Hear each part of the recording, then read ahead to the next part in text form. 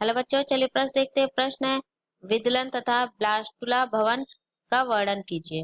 मुख्य मुख्य अवधारणा मुख्य अवधारणा। विदलन विदलन तथा ब्लास्टुला भवन ब्लास्टुला ब्लास्टुला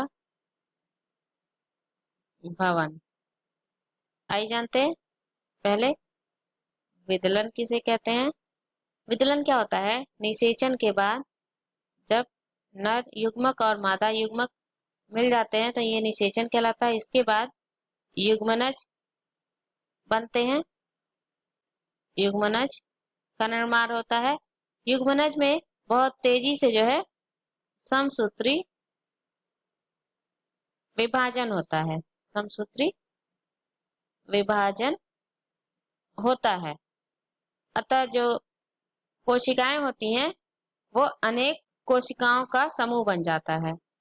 विभाजित होकर कोशिकाओं का समूह बना लेती हैं। कोशिकाओं का समूह बना लेती हैं। इसके आकार में कोई परिवर्तन नहीं आता। इसे विदलन कहते हैं। इसे ही विदलन कहते हैं। इनकी केवल संख्या में वृद्धि होती है।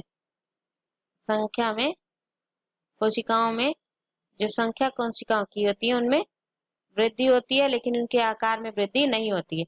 ये होता है विदलन। अब जानते हैं ब्लास्टुला भवन किसे कहते हैं। ब्लास्टुला भवन क्या होता है?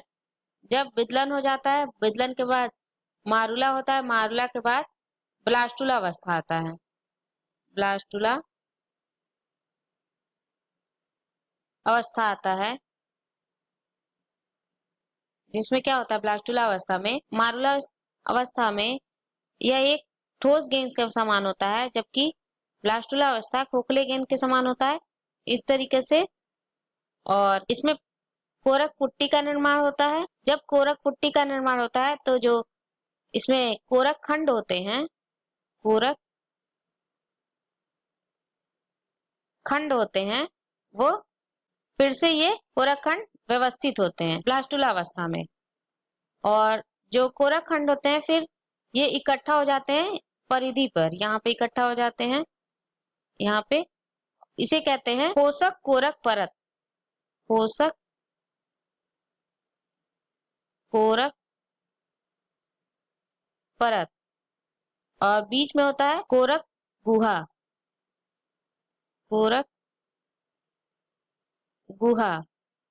और जब ब्लास्टुला अवस्था होता है, साथ ही साथ जो विदलन होता है, जब ब्लास्टुला अवस्था खत्म होता है तो विदलन की जो प्रक्रिया है, यानी कोशिकाओं का विभाजन जो है वो रुक जाता है। ब्लास्टुला अवस्था के बनने की प्रक्रिया ही ब्लास्टुला भवन कहलाती है। तो आशा करते हैं आपको समझ आया होगा। धन्यवाद।